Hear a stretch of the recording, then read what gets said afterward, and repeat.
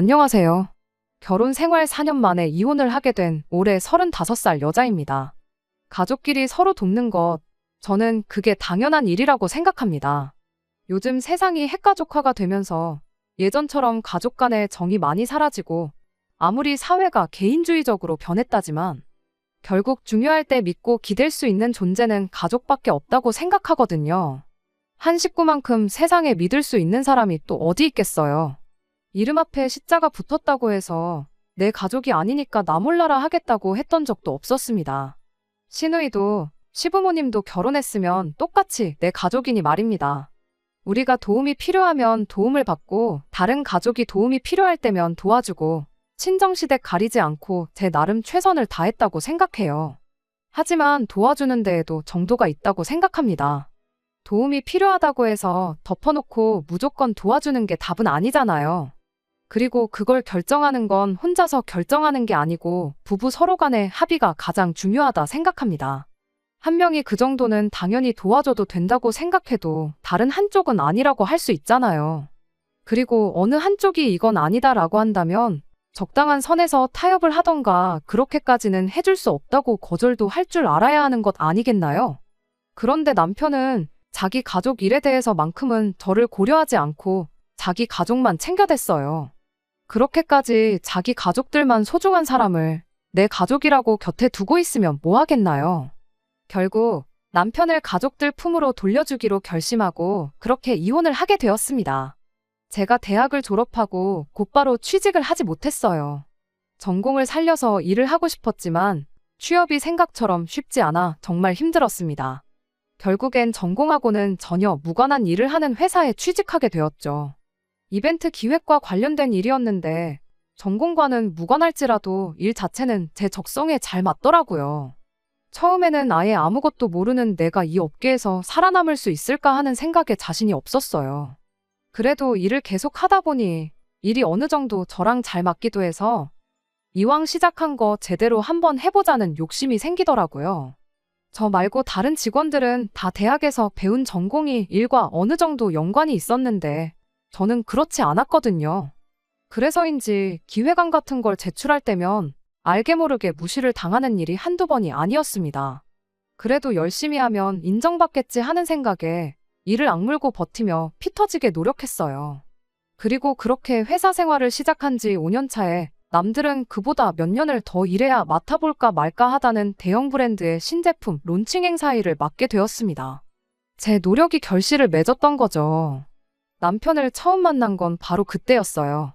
남편이 그 회사를 다니는 직원이었고 업무적으로 협업을 할 일이 많아 자연스럽게 자주 마주치게 되었죠. 내 능력을 증명할 수 있는 자리였던 만큼 그 어떤 실수도 생기지 않게 철저하게 준비를 하고 있었다 보니 그때까지 남편하고는 업무적인 연락 외에는 아무것도 주고받고 하지 않았습니다.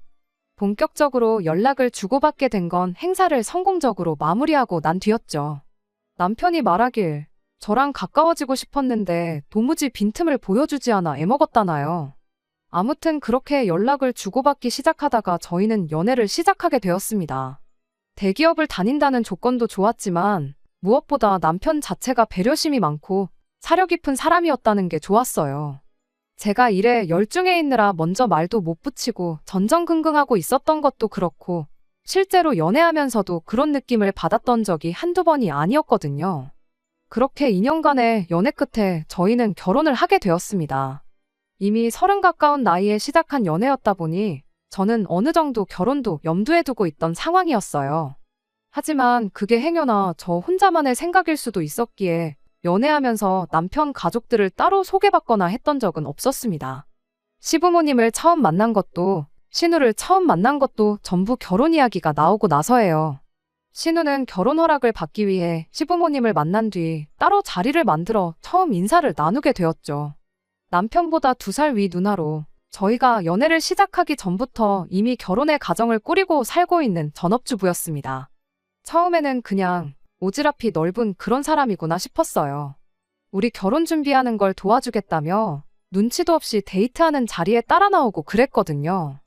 그냥 애도 없는데 전업주부로 산다고 시간이 남아 돌아서 따분해 저러는 거구나 생각했었는데 도와주고 싶다는 그 마음 자체는 고마웠지만 결혼을 신우가 하는 것도 아니고 우리가 하는 건데 뭘 자꾸 도와주겠답시고 사사건건 껴드는 건지 싶은 마음이 더 컸습니다.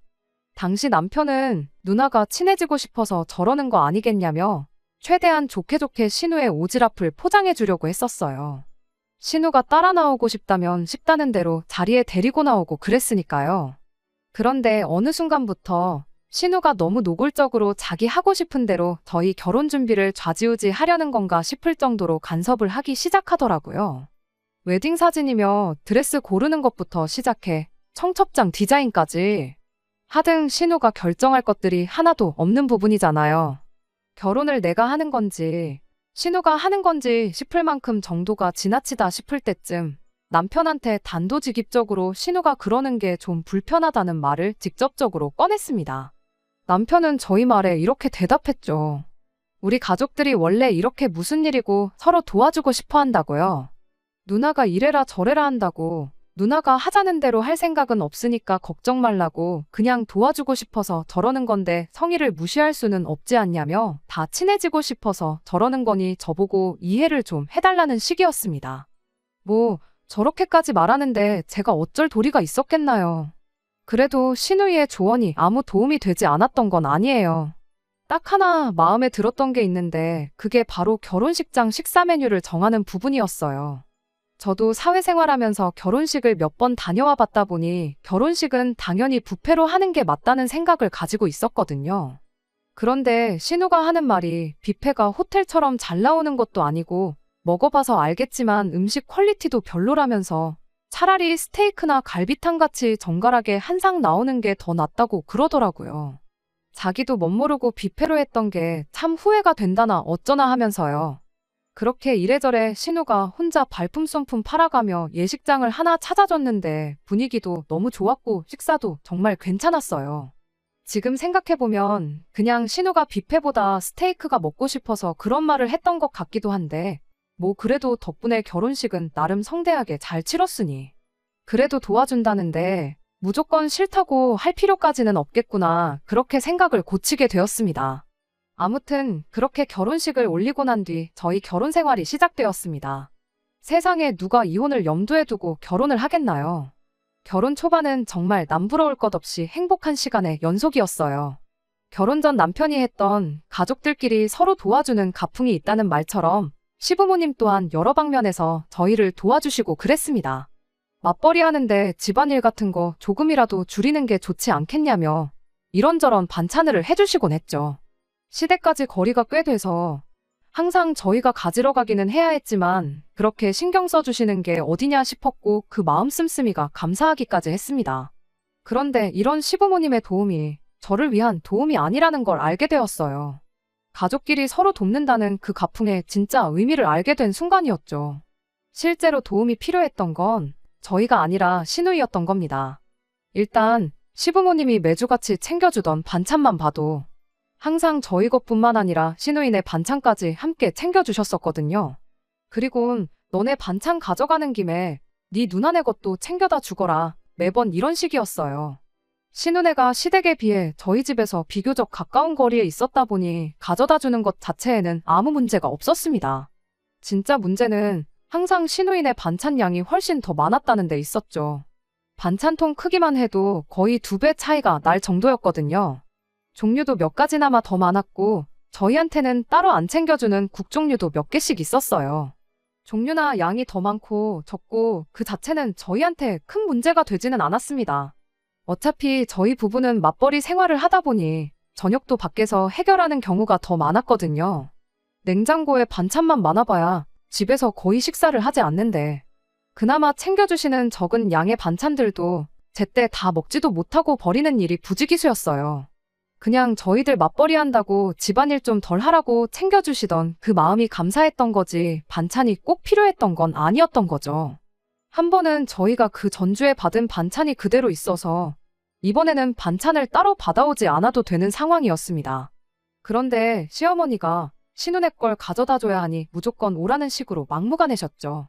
신우가 직접 가면 되는 거 아니냐 했더니 걔가 차가 있는 것도 아닌데 이 무거운 걸 어떻게 혼자 들고 가겠냐고 저한테 핀잔을 주셨죠. 그러니 저도 자연스럽게 생각이 바뀌게 되더라고요. 저희 먹으라고 반찬을 챙겨주시는 게 아니라 신우네 걸 챙겨주고 싶은데 신우가 차가 없으니 대신 배달을 시키는 게 아닐까 하는 식으로요. 신우네 주는 거에 비해 보잘것없는 반찬들은 그냥 시키긴 미안하니 심부름값 정도 챙겨주고 있다 생색내려고 그러는 건가 싶은 마음이었어요.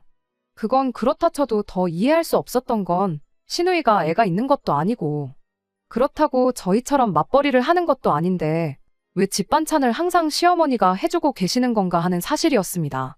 단순히 요리를 못해서라고 한다고 하면 이해할 수 있겠지만 언제까지 시어머니한테 받아먹을 수도 없는 부분이고 신우도 전업주부 생활을 하기로 했으면 자기들 밥 정도는 자기가 알아서 챙겨야 한다는 생각이었거든요. 그래도 내가 너무 예민하게 받아들이고 있는 걸 수도 있겠다 싶어서 최대한 좋은 쪽으로 생각하려고 노력했습니다. 그런데 한 가지 사실을 알게 되면서 그 마음마저도 완전히 돌아서게 되었어요. 바로 남편이 이 반찬값을 저 모르게 따로 시어머니께 지불하고 있었다는 사실이었습니다. 그동안은 저 몰래 하고 있었나 본데 이제 저도 한 식구라 그런 건지 아니면 저는 안중에도 없었던 건지 하루는 제 앞에서 대놓고 남편한테 반찬값 이야기를 꺼내더군요. 이번 달 반찬값은 100만 원만 주면 돼 하고요. 순간 저는 귀를 의심했죠. 그래도 시어머니 있는 자리에서 따지고 들 수는 없어서 반찬 받아 신우네 집에 내려다주는 길에 남편한테 대놓고 물어봤어요. 우리가 먹는 게 얼마나 된다고 반찬값을 100만 원이나 드리고 있냐고요. 남편은 그 질문에 그게 뭐가 문제냐는 것 마냥 자연스럽게 대답을 해주대요. 어디 이 반찬을 우리만 먹냐고 누나네도 먹지 않냐고 하면서 말이에요. 어머니가 반찬 만드느라 고생한 인건비까지 생각하면 오히려 너무 조금 들여서 마음이 안 좋다나 어쩐다나 당당하게 말을 하는데 솔직히 100번 양보해서 시어머니께 용돈을 드린다 생각하면 그 정도 드릴 수도 있다 이해할 수 있어요. 차라리 그렇게 말을 했으면 그동안 몰랐던 내용이지만 이해는 한다고 허나 시댁에만 용돈을 드릴 수는 없으니 친정부모님도 조금 드리겠다 말하고 말았을 이야기였겠죠. 그런데 당당하게 신우네 반찬값도 내주고 있다고 이야기를 하니 짚고 넘어가지 않을 수가 없었습니다. 시어머니가 이번 달은 100만 원만 주면 된다고 했던 말도 그동안은 100만 원 이상을 드리고 있었다는 말이나 마찬가지인 발언이잖아요. 여태까지 돈 들인 게 얼마인지 확인하자는 건 아니었지만 그래도 짚고 넘어갈 건 확실하게 짚고 넘어가야겠다는 생각이었죠. 그래서 남편한테 어머님이 고생하시는 건 맞는 말이지만 시누이네 반찬값은 시누이가 내야 하는 거 아니냐고 그렇게 따져 물었습니다. 그런데 남편은 마치 뭘 이런 사소한 걸 따지고 있냐는 듯한 표정으로 저를 쳐다보면서 대답을 하더군요. 누나나 나나 똑같은 자식인데 그런 게 뭐가 그렇게 중요하냐고요. 누나네는 외벌이인데 그렇게라도 반찬값 줄여서 생활비 부담 덜어주는 것도 좋은 거 아니냐대요. 그 순간 그동안 의문으로만 가지고 있던 것들이 머릿속에서 마치 퍼즐처럼 맞춰졌습니다. 신우가 집에서 딱히 하는 것도 없으면서 시어머니한테 반찬을 받았던 이유가 실은 반찬을 직접 해먹을 필요가 없었기 때문이라는 사실을요. 직접 해먹으면 해먹는 대로 돈을 더 쓰게 되는 꼴이니 그렇게 매주마다 시어머니한테 반찬을 받아다 먹고 있었던 겁니다. 그래서 남편한테 다시 따져 물었어요. 신우가 생활비 아끼는 것도 다 알겠고 그런데 심해부 외벌이로 돈이 부족하면 신우가 집에서 저렇게 일 안 하고 놀 게 아니고 알바라도 구해서 생활비를 보태는 게 맞지 않냐고. 안 그래도 우리 회사에 행사 있으면 진행요원 같은 거 당일치기 아르바이트식으로 많이 구하는데 그런 자리라도 소개해줄까 물었죠. 행여나 신우가 그 어디에도 취직하지 못할 만큼 능력이 없어서 직장을 못 구하는 거라면 가만히 서서 입장하는 인원수만 헤아리는 쉬운 자리라도 소개해주겠다고 일자리를 대신 알아봐주겠다고 돕기 위해 꺼낸 저의 말을 두고 가족끼리 서로 돕는 게 가풍이라던 인간이 정색을 하면서 주제넘게 오지랖 부리지 말라는 대답을 하대요. 누나네는 다 누나네 삶이 있으니까 그러는 거라나요. 그러면서 왜 그렇게 째째하게 구냐며 어머니가 장본값에 반찬하느라 고생한 인건비만 생각해도 70만 원은 좋게 될 거라고. 그렇게 따지면 누나네랑 우리랑 각각 15만 원씩 밖에 안 된다는 건데 그깟 푼돈 가지고 치사하게 굴지 말라는 소리를 하는 겁니다. 그 말도 어이가 없었죠. 일단 말씀드린 대로 신우네랑 저희가 가져가는 반찬의 양부터가 달랐어요. 누가 봐도 신우네가 저희보다 훨씬 더 많이 가져가는 상황에 그걸 15만 원씩 냈다 치자고 절반으로 가르는 것부터가 어이가 없었죠. 그리고 반찬값을 지불한다면 당연히 그 돈에 재료비인 장본값도 포함돼야 하는 거 아니겠나요? 전문적으로 반찬만 파는 가게도 그렇게 장사는 안 할 거예요. 그렇게 조목조목 따져 물었더니 남편이 할 말이 없는지 대번에 말을 바꾸대요. 정색하면서 짜증내던 말투도 바꿔서는 나긋나긋한 목소리로 나중에 우리가 혹시 누나의 도움을 받을 일이 있을지 모르지 않냐며 가족끼리 서로 돕고 사는 가풍을 이해해달라나요? 남편도 쓸데없는 언쟁을 피하려는 눈치였고 더 말해봐야 싸움만 나겠지 싶어서 그냥 지나가는 말로 나는 아무리 생각해도 당신 누나 도움을 받을 날이 오지는 않을 것 같다. 그렇게만 말하고 말을 줄였습니다. 적당한 선에서 끝내고 넘어갔으면 되는 일을 남편은 괜히 지 혼자 제 말에 발끈해가지고 엉뚱한 소리를 꺼내더라고요. 너는 그럼 장모님이 반찬해주시면 그냥 맨입으로 받고 한 푼도 안 드릴 생각이냐고요. 그 말을 듣자마자 헛웃음부터 나더라고요. 그 와중에 꺼낼 이야기도 아니거니와 누가 봐도 남편이 친정에서 반찬을 받는 게 현실적으로 불가능하다는 걸 알고 꺼낸 말이었거든요. 누가 들으면 너도 친정에서 반찬 받아오고 똑같이 돈을 들여라 하는 말처럼 들리겠지만 저희 친정이 지방에 있어서 반찬 받으러 주마다 왔다 갔다 못하는 걸 알고 꺼낸 말이라는 게 다 티가 났어요. 그쯤 되니까 저도 악이 생기더라고요. 이 사람이 해보자는 건가 싶기도 하고 그래서 당연히 드려야지 하고 말을 줄였어요. 제가 더 말을 안 하니 뭐 엄청난 언변으로 저를 논파했다고 생각한 건지 차 안에서 의기양양해서 있는데 어디 두고 보자 싶었습니다. 누군가 그랬거든요. 잘못을 제일 쉽게 깨우쳐 줄 수 있는 방법은 바로 거울치료라고요. 저도 남편한테 똑같이 해줄 작정이었어요. 그날 집에 와서 바로 친정에 전화해서 반찬 좀 몇 가지만 대충 만들어서 보내달라고 연락을 드렸죠. 신우네가 가져간 만큼 무지막지한 양을 해달라고 할 건 아니었지만 돈은 똑같이 100만 원을 드릴 예정이었습니다. 제 아래로 동생이 있고 동생도 회사 때문에 혼자 떨어져 나와 자취하고 있는데 그 동생한테 훨씬 더 많은 반찬이 갔다고 대충 둘러댈 생각이었죠. 괜히 부부싸움한 거 티내고 싶지는 않아서 친정어머니께는 그냥 오랜만에 엄마가 해준 반찬이 먹고 싶어서 연락을 드린 거라고 했어요. 제 의도와는 다르게 친정어머니는 그걸 심각하게 받아들이셨던 게 문제라면 문제였지요. 생전 자취하던 시절부터 엄마한테 반찬 한번 해달라고 했던 적 없던 딸이 집밥이 그립다며 반찬을 보내달라고 거의 10년 만에 처음 부탁을 해왔는데 저희 어머니 딴에는 얼마나 신경이 쓰이셨겠나요. 그 부분을 제가 생각 못했던 거죠. 차라리 사실대로 말씀드렸으면 싶을 만큼 친정어머니께서 정말 5만 가지 반찬을 해서 보내주시게 되었던 겁니다. 친정어머니가 그만큼 많은 반찬을 하셨다는 것도 어머니가 택배를 보내고 나서야 알게 되었어요. 그때가 여름 한참 때였거든요. 아무리 냉장 포장을 꼼꼼하게 하셨다고 해도 거리가 있다 보니 운송 중에 시간이 꽤 걸리기도 하고 배달 중 차 안에서 음식끼리 흔들리고 서로 부딪혀서 상하는 경우도 많다고 하잖아요. 친정어머니가 우체국에 갔는데 당일 특급 서비스 같은 게 있는지 모르고 늦게 찾아가는 바람에 안 그래도 급하게 받아야 할 택배를 늦게 받게 되었던 거예요. 친정어머니는 이거 어떡하냐고 번거롭게 해서 미안하다고 저한테 전화를 주셨던 거고요. 저희가 맞벌이다 보니 한참 택배가 올 시간에 집에 아무도 없는 걸 아셔서 걱정이 돼서 전화를 주셨던 겁니다. 어찌어찌 택배가 일찍 도착한다 쳐도 택배가 집 앞에 도착할 시점에 못해도 반나절 정도 무더운 날씨에 그 반찬들이 밖에서 방치될 수도 있는 상황이 돼버린 거죠.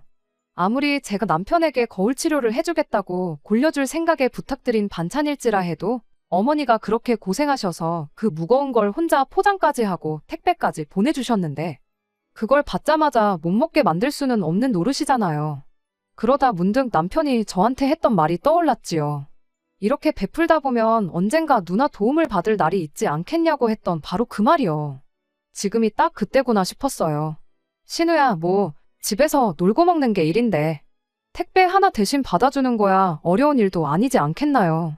지금까지 저 몰래 내 남편 돈으로 반찬들을 편하게 받아 먹었는데 그 정도 부탁은 부탁 축에도 못 낀다고 생각했죠.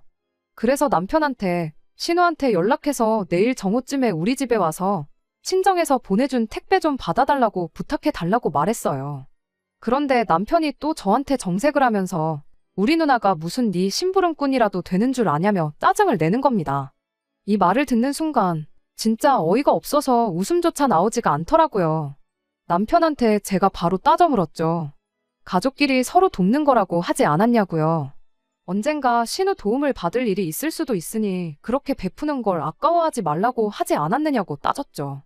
지금이 내가 신우 도움이 필요한 그때라고 헛소리 말고 당장 전화해서 부탁하라고 그렇게 이야기를 했는데 남편이 그건 도움이 아니잖아 하면서 제 말을 딱 잘라버리대요. 가족끼리 서로 돕는다고 했던 건 맞지만 그건 돕는다고 볼 수 없는 일이래요. 그러면서 말도 안 되는 소리를 얘라고 들더군요. 내가 처제, 그러니까 제 동생을 우리 집에 불러다가 청소 빨래나 설거지 같은 거 시키면 네 기분은 좋겠냐고요. 제가 신우한테 부탁하려는 게 그런 거랑 마찬가지랍니다. 그런 사소한 걸 시켰다가 누나 기분이라도 상하면 어쩌려고 그러냐는 거죠. 정말 기가 막히고 코가 막혀서 채 타고 혀를 찰 수도 없었습니다. 그럼 당신이 신우네 반찬값 100만 원씩 내주는 건 도와주는 거고 택배 좀 받아달라는 건 심부름이냐고. 도움이라는 게 사소한 일이나 큰 일이나 마찬가지인 거지. 돈 얼마 썼다고 생색낼 수 있어야 큰 도움이고 별거 아닌 도움은 심부름이라고 말하고 싶은 거냐고 한마디 따졌죠. 하지만 남편은 끝까지 그건 해주는 사람의 기분에 따라 다른 거라며 절대로 안 될 일이다 단호하게 나왔어요. 끝내 신우한테는 물어보는 신용조차 하지 않더군요. 그럼 저도 이제 더 이상 참고만 있지는 말아야겠다는 생각이 들었습니다. 네가 이렇게 나온다면 나도 똑같이 치사하게 나가야겠다는 생각뿐이었죠. 택배도 제가 직접 받기로 했어요. 회사에는 사정을 설명하고 조금 일은 퇴근을 했죠. 오히려 회사에서 뭐 그런 걸 가지고 반차까지 쓰냐며 그냥 다녀오라고 시간까지 비워주대요. 누가 남이고 누가 가족인지 정말 어이가 없었습니다. 그래도 할 일은 마치고 가야 했다 보니 제가 집에 도착했을 때 이미 택배는 도착해 있었어요. 다행히 냉장 포장을 워낙 꼼꼼하게 해주셔서 반찬들에는 아무 문제도 없었고 오랜만에 엄마 손맛도 느낄 수 있었네요. 그 와중에도 친정어머니는 이런 상황도 모르고 사위 입맛에도 맞게 만들어준다고 달달 짭조름하게 평소 하던 대로 해주셔도 되는 반찬들 몇 가지를 죄다 고추장 넣고 빨갛게 해다 주셨더라고요. 그걸 보니 참 오만 가지 생각이 다 들었습니다. 멀리 떨어져 사는 친정부모님은 이토록 남편까지 신경 써주시는데 3, 40분 거리에 모여 사는 시자들은 지들만 챙기지 나는 안중에도 없구나 하는 생각이요. 하지만 안 좋은 생각을 계속해서 뭐 하겠어요. 이런 사소한 일로 서운하다고 싸우고 그러는 게 제 인생에 있어서 무슨 소용이나 있겠나 싶었죠.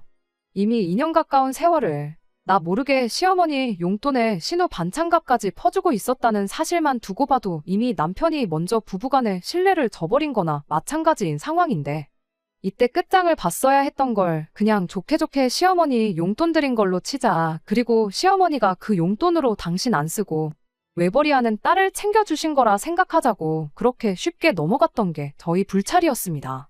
친정집에 대한 이중적인 태도를 보인 것, 몰래 시댁에 돈 퍼주는 것만 해도 이미 충분히 부부간의 신뢰를 저버리고 이혼 사유가 된다는 걸 알았음에도 네 돈으로 네 가족 챙기는데 내가 뭔 상관이냐 넘어가고 나도 그냥 이제부터 내 가족이나 챙기련다 하고 똑같이 나온 게 문제였지요. 그날 이후로부턴 남편이 생활비만 제대로 가져다주면 신우 반찬값을 내주던 신우네 외식을 시켜주던 신경을 끄고 살아버렸거든요. 시어머니가 해다주는 반찬도 일부러 안 먹고 신우네 반찬 가져다주는 일도 전부 남편 혼자 알아서 하라고 해버린 거예요. 이러나 저러나 신우한테 그런 식으로 남편 돈으로 흘러들어가고 있다는 사실을 몰랐을 땐 그래도 부부 사이 하나만큼은 좋았거든요.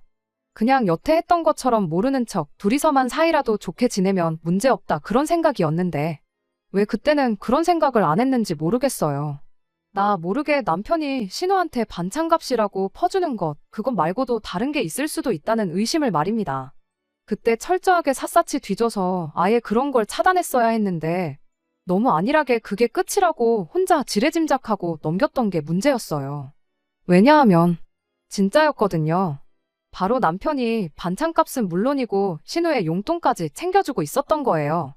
외벌이의 집에서 딱히 집안일 말고는 살림을 하는 것도 아닌데 아무리 반찬 몇 가지를 매주마다 자기 친정에서 받아온다고 한들 애도 없는 집에 저렇게 놀고 먹는 꼴을 심해부가 그냥 보고 살 리가 없잖아요. 그런데 그게 가능했던 이유가 바로 남편이 신우한테 용돈이랍시고 돈을 따로 챙겨주고 있었기 때문입니다. 생활비 외에는 지출을 거기서 해결해버리니 심해부도 신우가 일을 하면 좋기야 하겠지만 딱히 강제로 일을 시킬 수도 없는 노릇이었던 거죠. 이미 생활비의 가장 큰 부분인 식비랑 자기 용돈을 알아서 해결하고 있었던 거니까요. 그 사실을 알게 된 이유도 어이가 없어요. 얼마 전 남편이 난데없이 그 사실을 자기 입으로 직접 저한테 물어버렸거든요. 하루는 남편이 난데없이 저한테 모아놓은 돈이 얼마나 되냐고 묻대요. 평소 제 돈에 대해선 일절 관심도 없었던 인간이 갑자기 얼마나 물어놓았느냐 물어오니 안 좋은 조짐이 보여 얼마나 있는지 알려주는 게 아니라 왜 그런 건 물어보느냐고 이유부터 확인했죠. 남편은 제가 떠보고 있다는 건 생각도 못한 건지 곧바로 심해부와 신우의 이야기를 꺼내더군요. 일단 심해부는 그냥 평범하게 회사 다니는 직장인이에요. 그런데 다니고 있던 회사가 근래 사정이 안 좋아지면서 강제로 희망퇴직을 당하게 되었던 겁니다. 말은 희망퇴직이라고 포장하긴 하는데 선택권이 없는 거나 마찬가지였다 해요. 그래도 희망퇴직이라고 퇴직금 말고도 위로금으로 1억을 더 받아왔다고 하는데 암만 신우네가 아이가 없다고 한들 저금도 따로 없는 집에 퇴직금 6천 정도의 위로금 1억 받아온 걸로 두 사람이 버텨봐야 몇 년이나 버티겠나요. 새로 일자리를 구해보려고 했지만 요즘 같은 상황에 새로 일자리 구하는 것도 쉬운 일이 아니었답니다. 그러니 마음이 다급해진 심해부가 언젠가부터 신우를 닥달하기 시작했대요. 저는 당연히 닥달했다는 게 너도 이제 일을 구해 생활비를 보태라 뭐 이런 소리인 줄 알았거든요. 그런데 그게 아니었어요. 남편이 자기가 여지껏 누나가 매형 눈치 안 보고 살 수 있게 매달 100만 원씩 보내주고 있었다는 소리를 그때 처음 해왔죠. 어찌나 당당하게 말하던지 어이가 없는 걸 떠나서 따져물을 겨를도 없었습니다. 그런데 이제 그거 안 보내주고 대신 1억을 도와주기로 했다는 거예요. 매형이 누나랑 같이 창업을 하려고 하는 것 같은데 당장 돈이 1억 정도가 모자라는 상황이라나요? 그러니까 심해부가 신우한테 말하길 그 100만 원씩 받는 거 그거 받아와 봐야 네 쓰고 싶은데 쓰지 않냐고. 그러니까 그건 이제 그만 받고 안 받는 대신에 한 1억 정도를 한 번에 받아오라고 했다는 거예요. 어이가 없었죠. 남편은 앞으로 평생 누나 100만 원씩 보내주면 돈이 얼만데 1억만 만들어주면 앞으로 안 받겠다고 하니 얼마나 돈을 절약할 수 있겠냐고 자랑스럽게 말하는데 더 들었다간 우라통이 터져 죽겠다 싶어서 혼자 떠드는 남편 말 자르고 그럼 이 상황이 지금 내가 모아놓은 돈이랑 무슨 상관이냐고 물어봤죠. 그랬더니 또 당당하게 한마디 하대요. 자기가 엄마 주고 누나 주고 우리 생활비 주고 자기 쓸 돈 쓰면 남는 돈이 얼마나 되겠냐며. 모아놓은 돈이 없으니까 제 돈으로 신우네 가게 차리는데 돈을 보태고 싶다는 소리를 하는 겁니다. 어이가 없었죠. 아니, 어이가 없었다기보단 진짜 이러다가 우라통이 터져버리겠다 싶었어요. 내가 미쳤냐고. 내 통장에 1억이 아니라 100억이 있어도 당신 누나네한테 단돈 1,000원 한 장도 내줄 생각 없으니 꿈깨라고 그냥 그 자리에서 단호하게 말했습니다. 그랬더니 저보고 너무한 거 아니냐는 소리를 하더라고요. 어떻게 한 가족이 되어서 누나가 저렇게 어려워하는데 모른 척을 할 수 있냐고요. 모른 척은 웃기는 소리 하지 말라고. 애초에 네가 니네 엄마한테 가져다 준 돈이랑 나 모르게 또 니네 누나한테 퍼준 돈만 단순히 계산해도 4년 동안 1억은 좋게 넘을 텐데. 지금 1억을 내주면 앞으로 줄 돈이 없어지니까 돈을 아낀다는 소리를 할 수가 있냐고. 그게 제정신으로 하는 소리냐고 그렇게 따졌죠. 그랬더니 그때는 그때대로 누나가 힘들었으니 도와줬던 거 아니겠냐고. 게다가 엄마한테 준 돈이랑 누나한테 준 돈은 엄연히 다른 돈인데 왜 그것까지 한 번에 합쳐서 계산하냐고. 저보고 계산 방식이 참 웃기다고 되려 큰 소리를 뻥뻥 치는 거 아니겠어요? 그러더니 또 우리 집 가풍이 어떤지 잘 알고 있지 않냐고. 나는 어릴 때부터 가족끼리 서로 챙겨주는 게 당연하다고 배워왔다며 지금 당장만 생각하지 말라고 저한테 충고하듯 한마디 하는 겁니다. 나중에 우리가 똑같이 힘든 상황이 오면 이 세상 누가 선뜻 나서서 도와주겠냐고요. 힘들 때 기댈 수 있는 건 이 세상에 가족밖에 없는 거 알지 않냐며 또다시 가족 타령을 하고 있는 겁니다. 아니, 가족끼리 끈끈한 거 내가 몰라서 이러냐고. 나는 니네 가족 때문에 힘들면 힘들었지. 뭐 하나 도움받은 적 한 번 없다고 한마디 해줬습니다. 가족 핑계로 한쪽만 일방적으로 희생하라고 하지 말라고. 챙기고 싶으면 네가 네 돈으로 챙기라고 가족끼리 서로 돕는다는 그 말도 이젠 우습지도 않다고 했어요. 너한테 가족이란 이름 앞에 시자 붙어있는 네 가족뿐이지 않냐 한마디 했습니다. 그렇게 한참 따지는데 답답해하고 있는 남편 꼴을 보자니 이걸 설명하고 있는 제 자신도 우습고, 저렇게 강하게 나오는 걸로 봐선 제가 끝까지 싫다고 할 경우 어디 빚이라도 내서 기어코 누나를 도와주겠구나 싶더라고요. 그래서 그냥 제가 포기하기로 했어요. 당장 돈이 없으면 내가 돈 마련할 방법 알려주겠다고. 나랑 이혼해서 재산 분할 받아가라고 한마디 해줬죠. 나는 이제 니네 가족 안 할 테니까 그 돈 받아다가 누나를 챙기든 엄마를 챙기든 둘 다 챙기든 네 좋을 대로 하라고요. 어차피 진짜 이혼하려고 꺼낸 말이었고, 남편이 제 말을 듣고 잘못을 깨달아 사과해온다고 한들 받아줄 생각도 없었습니다. 그런데 이 가족에 미친 인간이 기어이 진짜 그 방법밖에 없겠냐면서 하는 수 없이 이혼을 해야겠다는 식으로 나오더라고요. 너랑 나는 뭐 서류 한 장으로 가족이 된 거고 서류 한 장으로 다시 남이 될 수 있는 사이지만, 피가 섞인 가족은 무슨 수를 써도 남이 될 수는 없는 거 아니지 않겠느냐면서 말이죠. 그러더니 대신 재산 분할은 정확히 절반 나눠서 가져가는 걸로 하자는 겁니다. 내가 미쳤냐고. 여태 네가 니네 가족 퍼준 건 생각도 안 하고 내 돈까지 합쳐서 절반을 가져갈 생각을 하느냐고. 염치 좀 있어봐라 했죠. 어차피 결혼할 때 반반 가지고 했으니 결혼할 때 가져온 만큼만 딱 잘라서 가져가라, 그렇게 한마디 해줬습니다. 그런데 기어이 남편은 그렇게는 안 되겠다고. 내 돈까지 합쳐 절반 재산 분할을 받는 게 이치에 맞다며 소송 준비를 하기 시작했어요. 어디 한번 할 테면 해봐라 였습니다. 저는 소송에서 질 자신이 없었거든요. 그리고 역시나 남편이 시어머니와 신우한테 돈을 주기적으로 보내고 있던 기록이 고스란히 남아있어 재산 형성에 기여도가 전혀 없었다는 걸 인정받아 남편이 원하는 대로 재산 분할을 절반씩 나누는 일은 없었네요. 기어이 진흙탕 싸움 끝장을 보자고 먼저 나온 건 남편인데 제가 거기서 남편 사정을 더 봐줄 필요가 뭐가 있었겠어요? 그 길로 저는 바로 위자료 청구 소송에 들어갔고 유책 배우자였던 남편에게서 2천만 원의 위자료를 받아낼 수 있었습니다. 이왕 개싸움이 돼버린 김에 시어머니랑 신우한테도 위자료 청구를 하려고 했는데, 안타깝게도 시어머니한테 들어간 돈은 제가 인정하고 넘어간 부분이기도 했고, 신우이 또한 남편이 자발적으로 돈을 보낸 거지 신우가 직간접적으로 돈을 요구했다는 증거가 없어 변호사님이 그렇겐 힘들거다 하길래 그건 포기했네요. 그래도 남편이 원하던 대로 재산 분할 안 해주고 위자료에 소송비까지 다 물린 게 어디냐 싶어 그냥 거기서 만족하기로 했습니다. 그렇게 남편과는 완전한 남남이 되어버렸죠.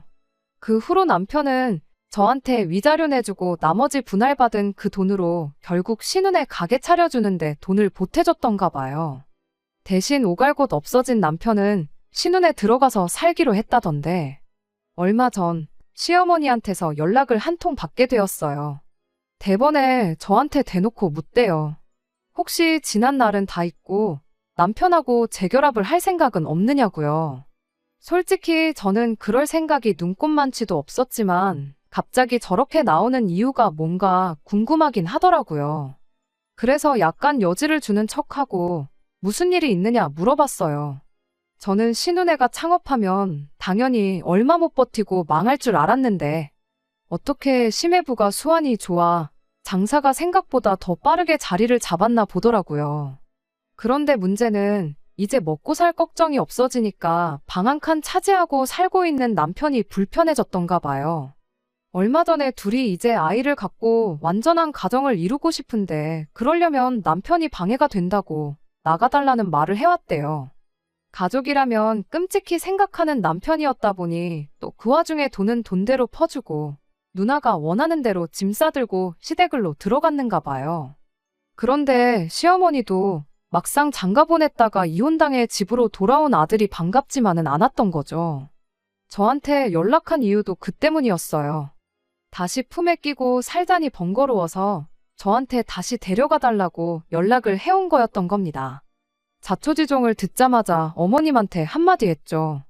제가 미쳤냐고 어서 애물단지를 이혼한 며느리한테 다시 떠넘기려고 하느냐고요. 괜히 그거 받아줬다가 또 지네 집구석지 가족들한테 퍼주고 사는 꼴을 또 보고 살라는 거냐고. 힘들 때 서로 돕는다던 그 가풍은 어디 걔한테 줘버린 거냐 따져 물었죠. 다시 합칠 생각이 개똥만큼이나마 있었다면 애초에 처음부터 이혼을 안 했을 거 아니겠냐고요. 이혼당해도 자기 챙겨줄 가족이 있으니 그거 믿고 이혼한 거 같은데 엄마고 누나고 이렇게 나오면 아들 동생 마음이 어떻겠냐고 너무 미워하지 말고 그냥 어머님 품에 끼고 사시던가 그게 싫으면 원래 떠맡기로 했던 신혼에 보내시라 그렇게 말하고 전화를 끊어버렸습니다. 결국 마지막에 가서는 애물단지 낙동강 오리알 신세가 돼서 가족들한테 버림받은 남편 꼴을 알게 되니 그래도 속 하나만큼은 후련하대요. 믿었던 엄마마저 자기를 애물단지 취급하고 있는데 남편이 무슨 선택지가 또 있겠나요? 세상 소중한 자기 가족들 불편할 거 생각해서 어디 나가서 혼자 살던가 하겠죠.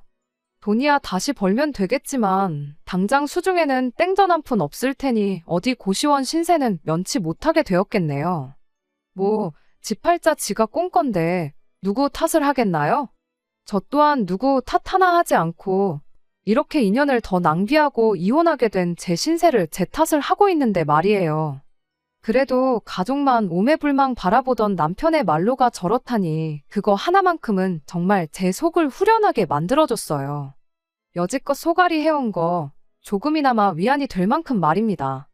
결혼하고 나서도 가족들을 잘 챙기고 싶은 사람들이 있다면 제 이야기를 잘 들어주셨으면 좋겠어요. 양쪽에 똑같이 잘할 거 아니면 애초에 그 어디도 챙기지 말라고요. 결혼은 두 사람이 만나 한 가정을 이루는 거잖아요. 물론 부모 형제가 남이 되는 건 아니지만 진짜 지켜야 할 건 새로 이룬 내 가정이라는 사실을 염두에 줬으면 좋겠습니다. 진정 가족을 위하는 사람이라면 내 가정부터 지킬 줄 아는 사람이 되었으면 해요. 그럼 저는 여기까지만 하고 저희 사연을 줄이도록 하겠습니다. 끝까지 들어주셔서 감사합니다. 오늘의 사연은 여기까지입니다. 구독과 좋아요, 알람 설정 부탁드리고 더 좋은 사연으로 다시 찾아뵙겠습니다. 감사합니다.